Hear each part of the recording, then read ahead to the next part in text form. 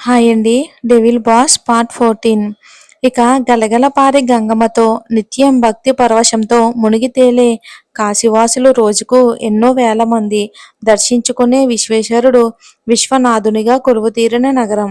మణికర్ణిక ఘాటు మొదలు గంగమ్మ అవతలి ఒడ్డు వరకు పరమ పవిత్రంగా ఉండే పుణ్యక్షేత్రం. అలాంటి నగరంలో దోపిడీ దొంగలు మొదలు వ్యభిచారులు, టెర్రరిస్టులు కూడా హాయిగా తలదాచుకుంటారు. పవిత్రమైన గంగానది గుడి ఇవతల ఒడ్డుపైన కొన్ని శవాలు ఉంటే ఆ శ్మశాన పొగలో నుంచి బయటికి వస్తుంది ఓ పడవ. ఒక వ్యక్తి పడవ నడుపుతూ ఉంటే నిలబడి వైన్ తాగుతూ చుట్టూ గంగమ్మను చూస్తూ ఉన్నాడు. 6 అడుగులు ఎత్తు, నల్లని మీసం కట్టు, తెల్లగా చక్కగా బాలీవుడ్ హీరోకి ఏ మాత్రం తీసిపోని అందం. చాలా అంటే చాలా రఫ్ హెయిర్‌తో గరుకైన గడ్డంతో, చేతిలో wine bottle, only nightwear pant, shirt లేదు. చేతిలో ఫోన్ రింగ్ అవుతుంది. అది చూసి విసుగ్గా లిఫ్ట్ చేసి బోలో అని అరుస్తాడు. అందంలోనే హీరో, చేసే పనులు రౌడీ పనులు. దేశాన్ని ప్రేమించేవాడు దేశద్రోహిగా మారాడు. అతని ముఖంలో అంతులేని బాధ. ఆ బాధకు సమాధానం ఎవరు చెప్తారు? సాలా కో గాట్ దాల్ కోపంగా అరుస్తాడు. పడవ నడుపుతున్నవాడు భయంగా అతని వైపు చూస్తాడు. తన కాళ్ళ క్రింద అణుబాంబు ఉన్న బ్యాగ్ అది. షర్ట్ లేని అతని ప్యాంటు పాకెట్లో అడ్వాన్స్డ్ గన్. అది పట్టుకుని 2 డేస్‌లో కాశీలో బ్లాస్ట్ జరిగి తీరాలి అంటాడు ఆసిం ఉర్దూలో. ఠీకే భయ్యా అంటూ అవతలవాడు కాల్ కట్ చేయగానే తన చేతిలో ఉన్న బాటిల్ ఫినిష్ చేసి ఆ బాంబున్న బ్యాగ్‌ను భుజానికి తగిలించుకుని ఎండకు ఒళ్ళు మండుతూ ఉంటే ఛ అని అనుకుంటూ ఆ గంగా నదిలో నీళ్లు ఒంటిపై చల్లుకుంటాడు. వెంటనే ఆ చల్లటి భావన అతని మనసును తాకుతుంది. కళ్ళల్లో నీళ్లు తిరిగాయి. కోల్పోయిందేదైనా పొందేది మాత్రం శూన్యం. ప్రేమించిన అమ్మాయి మొదలు కన్నవారు, నేమ్, ఫేమ్, డబ్బు, ఆస్తి అన్నీ గంగలోనే కలిశాయి. ఇప్పుడు కూడా తన దగ్గర చాలా డబ్బుంది. కానీ అదంతా అక్రమంగా సంపాదించింది.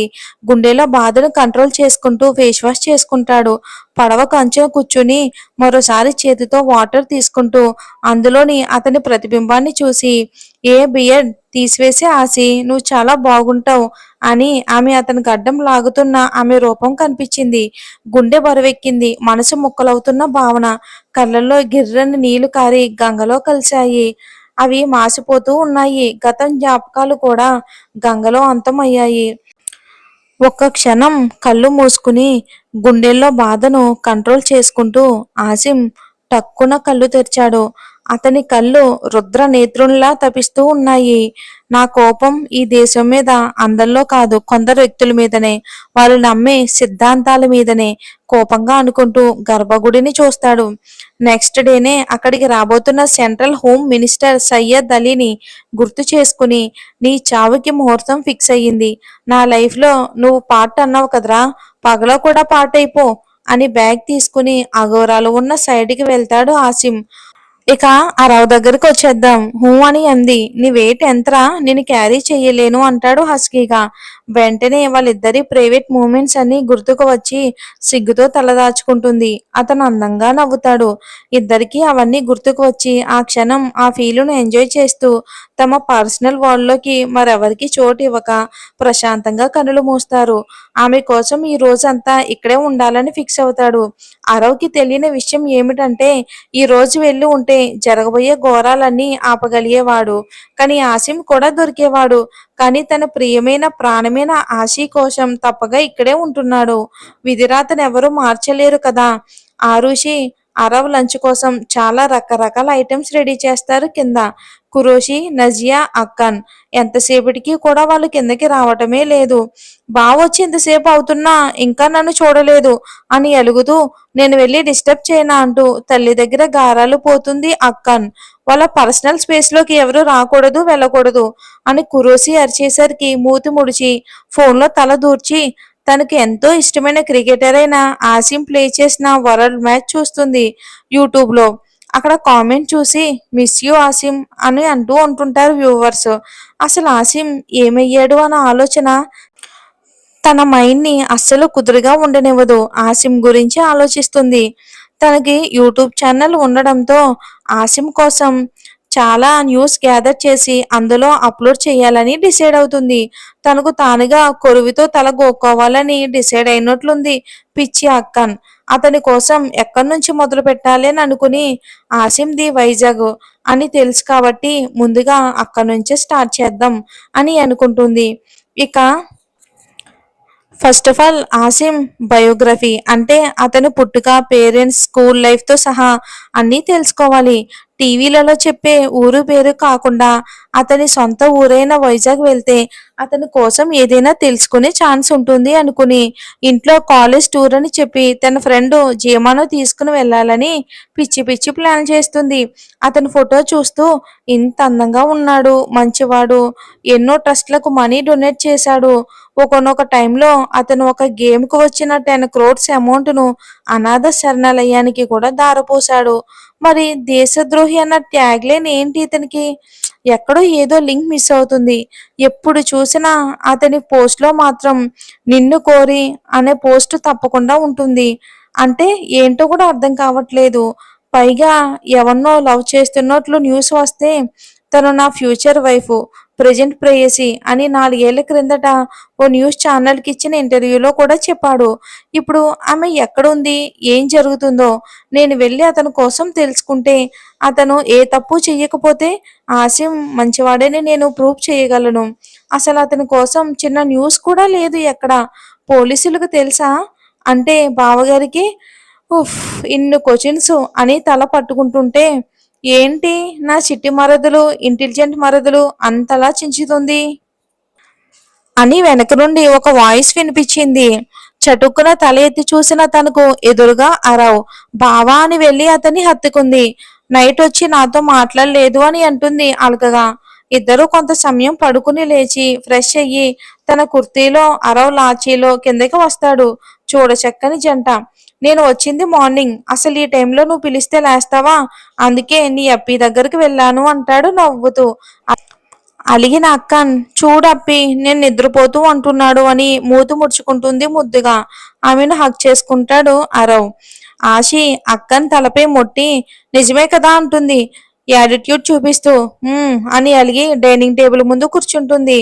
ఏంటి అరవ్ నీ మరదలు అలిగితే టిఫిన్ తింటుందా అంటూ సెటర్ వేస్తుంది ఆశి.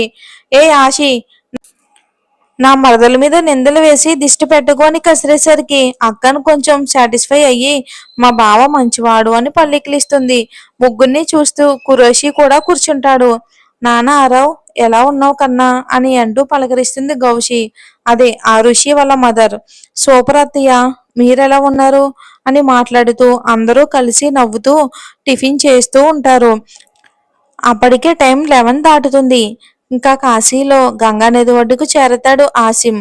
ఆ బ్యాగ్ భుజాన వేసుకుని కాలుతున్న శవాల మధ్యలో నడుస్తూ తనకు అనుకూలంగా ఉన్న అఘోరాలను చూసి మన డెన్ రమ్మని సైగ చేస్తాడు. ఇక విత్ చిల్లం పట్టుకుని ఆసిమ్ భయ్యా పిలుస్తున్నాడు అని కంగారు పడుతూ ఫాస్ట్ గా 10 మంది అఘోరాలు అతనితో పాటే కొంచెం దూరంలో అతన్ని ఫాలో అవుతారు. ఇక గంగానది యువతల ఒడ్డుకు దాటితే 1 కిలోమీటర్ దాటితే ఒక అడవి ఉంటుంది. అది ఆసిమ్‌దే. అతను దాన్ని కొనుక్కున్నాడు. అది ఒక క్రైమ్ అడ్డా. అక్కడే చెక్కతో చేసిన ఒక డెన్ నిర్మించుకుని తన జీవితం కొనసాగిస్తున్నాడు. ప్రతి సిటీలో అతనికొక బంగ్లా, కారు, డబ్బు ఉంటాయి. బట్ అప్పుడప్పుడు ఇక్కడికి వస్తూ ఉంటాడు. ఎక్కడ ఏ క్రైమ్ చేసినా మనశ్శాంతి కోసం. బట్ దేవుడి కోసం కాదు. ఆ అడవిలో అతని ప్రేయసితో గడిపిన తీపి గుర్తులు ఉంటాయి. అందుకే వస్తూ ఉంటాడు. ఆసిమ్ షర్ట్‌లెస్ గా నడుస్తూ ఉంటే తనని అనుకరిస్తున్న వారి గుండె అదురుతూ ఉంటుంది. నెలకు 2, 3 సార్లు వస్తాడు. మంటతో ఎవరినో ఒకరిని లేపేస్తాడు.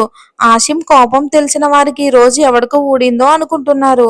చుట్టూ పెద్ద పెద్ద దేవదారు, తంగెడు, జామరి, దబ్బ అన్ని రకాల అడవి పండ్లు జాతులు చెట్లతో చాలా చక్కగా ప్రశాంతంగా ఉంటుంది అక్కడ. ఆకులు రాలినా సరే ఆ ఎండు ఆకులు అంటే అందం అతడికి చాలా ఇష్టం. ఇక అర్ధ చతురస్రాకారంలో ఉన్న ఆ అడవికి చుట్టూ పెద్ద ఐరన్ చైన్ లింక్ ఉంటుంది. దానికి పవర్ కూడా కనెక్ట్ చేస్తాడు. అతని పర్సనల్ స్పేస్‌లోకి ఎవరు రాలేరు కూడా. ఇక డెన్‌కి హాఫ్ కిలోమీటర్ దూరంలో సన్నటి నీటి దార. అది సమ్మర్‌లో అయినా ఉంటుంది. అక్కడ ఆగి బ్యాగ్ కింద పెట్టి ఫేస్ వాష్ చేసుకొని అందరికి ఒక లుక్ ఇచ్చాడు.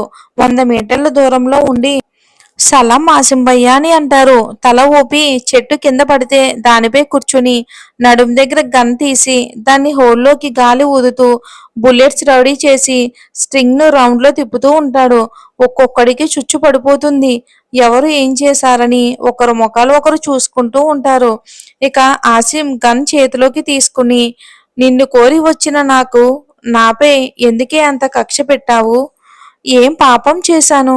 But I love you my dear lovely wife always you are mine. నువ్వు నా దానివి నాకు మాత్రమే సొంతం అనుకుంటూ ముందున్న అఘోరాల వైపు చెయ్యి చాచుతాడు. వాళ్ళల్లో ఒకడు ఆసిం ముందుకు వచ్చి చేతిలో చిల్లం కాల్చి పెడతాడు. అది ఓ 2 బుక్కిళ్ళు పీల్చి హాయిగా ఫీల్ అవుతూ పొగను గాలికి వదిలాడు. గాలిలో వదిలిన పొగలో కూడా ఆమె రూపు కనిపిస్తూ ఉంటే తల విదిలించుకుంటూ వస్తున్నా జస్ట్ 3 డేస్‌లో నీ ముందుంటా. నిన్ను చూడ్డం కోసం ఇప్పటినుంచే వెయిట్ చేస్తూ ఉన్నా. లవ్ యూ బంగారం అని అనుకుంటూ ఉంటాడు మనసులో. ఇక చెల్లం అవ్వగానే కళ్ళు బయలు కమ్మి రకరకాల ఆలోచనలు వస్తూ ఉంటాయి ఆసిమ్‌కి. అసలు ఆసిమ్ ప్రేమించిన అమ్మాయి ఎవరు? ఒకవేళ ఇప్పటి వరకు జరిగిన స్టోరీలో ఆ వ్యక్తి ఎవరైనా మీకు కనిపిస్తే నాకు కామెంట్ చేయండి. Thanks for watching.